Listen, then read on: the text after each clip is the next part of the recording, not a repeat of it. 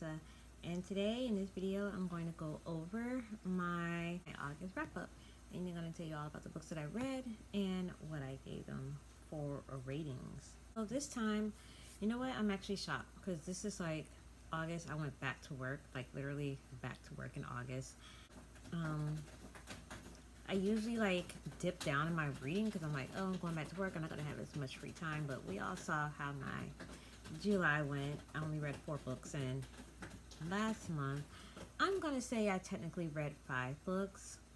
The only reason why I'm saying 5, I mean technically it was 4, but the only reason why I'm saying 5 is because I was done like literally the next day, like on the 1st is when I like completed the actual book. Like I was 90% done. So I'm gonna still count that one. So don't hold it against me. So yeah. By the way, I've read 34 books of 50, which is my goal for the month, for the year, not for the month.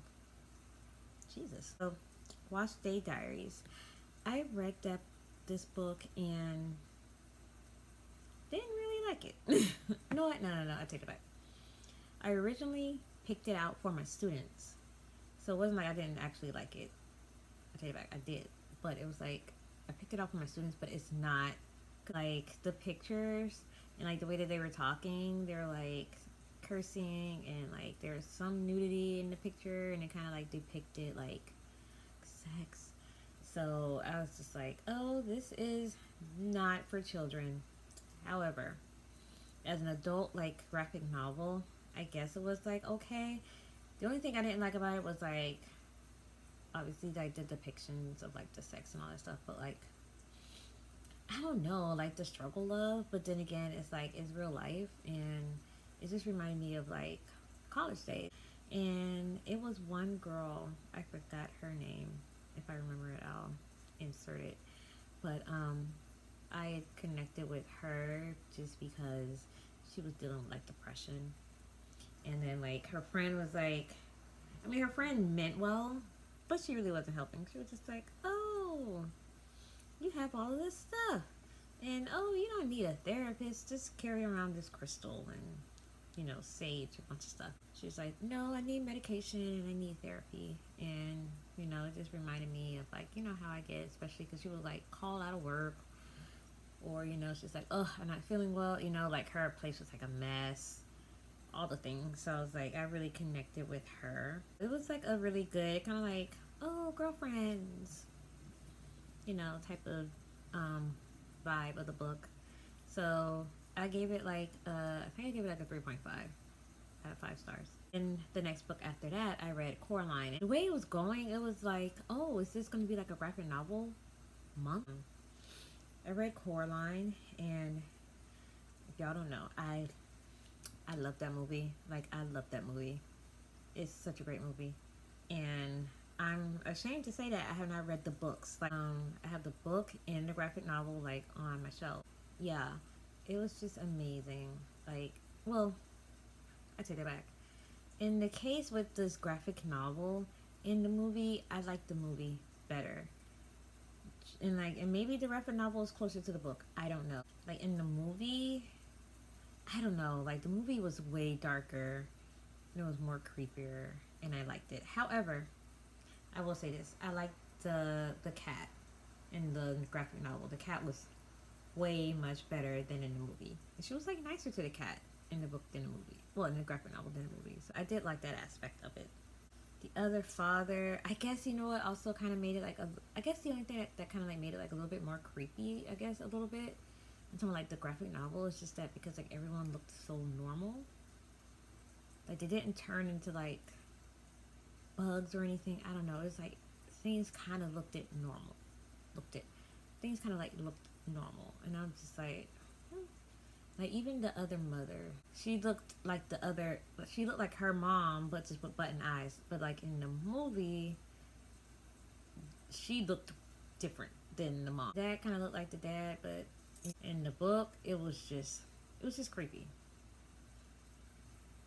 So I didn't like it. And then like in the movie, you know, she had like a little friend or whatever, and in the book she didn't. She just had the cat. So I will say that. However, the rats, I did not like the rats in the graphic novel. hard pass. Hard pass. They look like they will give you nightmares.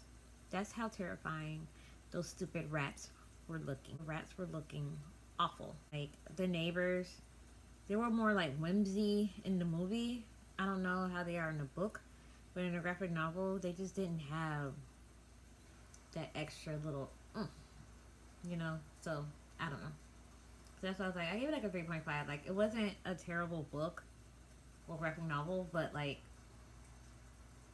I'm sorry, I would rather watch the movie. Read the Fantastic Flying Books of Mr. Morris Lesmore. I heard that it was like such a great little read aloud. I thought it was kind of cute. Like this man, he loves books. This man loved books. Like he actually did. He loved books, and so it talked about like his journey with, I guess, reading certain books because his books got away from him, and then he went into like this place, and he was like old. He was like growing old in this other place, and then he was like, well, I guess I gotta go home now, and he like left his book there for like another person to come along and find it and fall in love with book. I don't know, it was kind of cute. Like he went home and he, I guess, was like, okay, I'll just go home now, you know. And I guess he grew old in his other world, like in his real world. But in the other one, like in that book world, he grew. I did a terrible job at describing the book.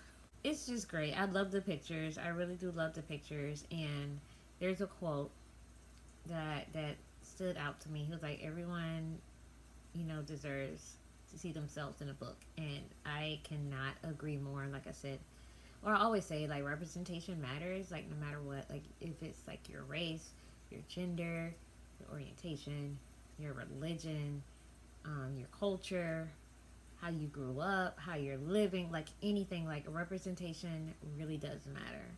And so that is what I did love about that book. After the Fantastic Flying Books, I read or listened to The Running Dream.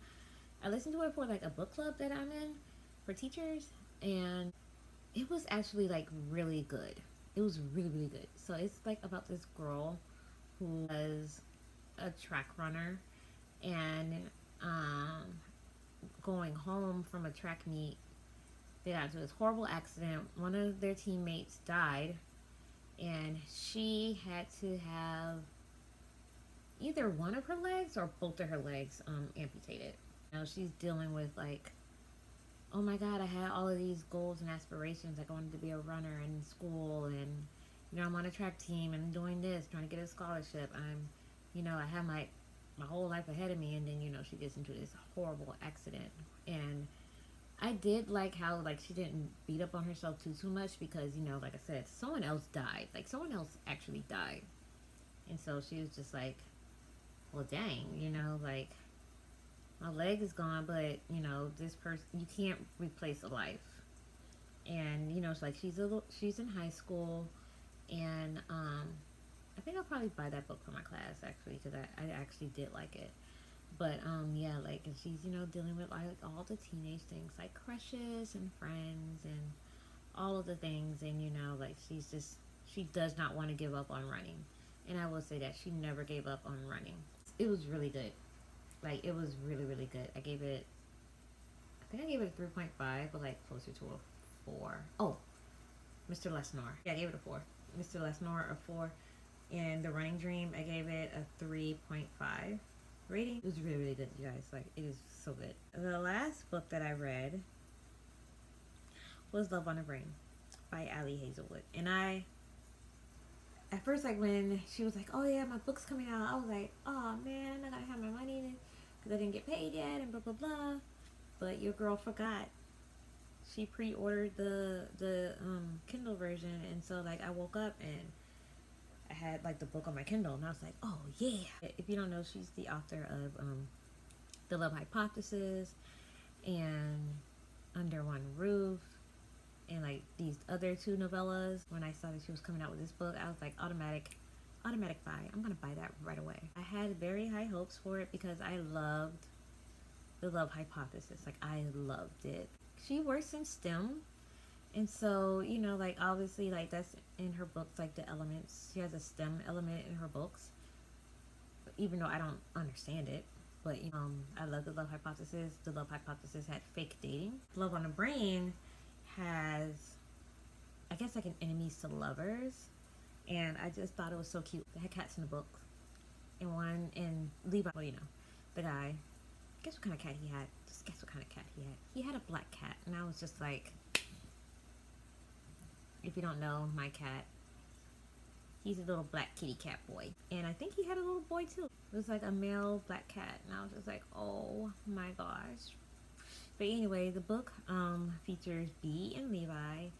B, she's like a PhD student, and she's like working in a lab that she doesn't really want to be at, but she had to go there because she found out her fiance was sleeping or wanking her best friend. They were all like, oh yeah, we're gonna have this life together, and then she found out, she was like, deuces. And so she went to like a lab that she just hated, and so she got this opportunity to go down to Texas and work with NASA on a project. And lo and behold, well, she goes sees like a little kitty cat, and she follows it, and she gets her, and lo and behold, who helps her and who saves her is Levi, her enemy from grad school. And so the book just like follows them like working together, and it was just killing me because she had like a little, she's pretending to be someone on Twitter, and like no one knows that it's her. And so he has the same thing. He had like a Twitter account that was like the same. And so they were like corresponding, and I'm like, y'all, come on, just say who you are. I know that is y'all two communicating, but they didn't know that they were communicating with each other. And it was just killing me the entire time. I was like, come on. Like in Love Hypothesis, there's like one sex scene. Y'all, and this one, I don't know if it's because, she got super comfortable with the novellas, because like once they had sex in this book, they did not stop. I'm like, Jesus, how much is in this book? So like if you're, I'm gonna say that it's like a medium spice level.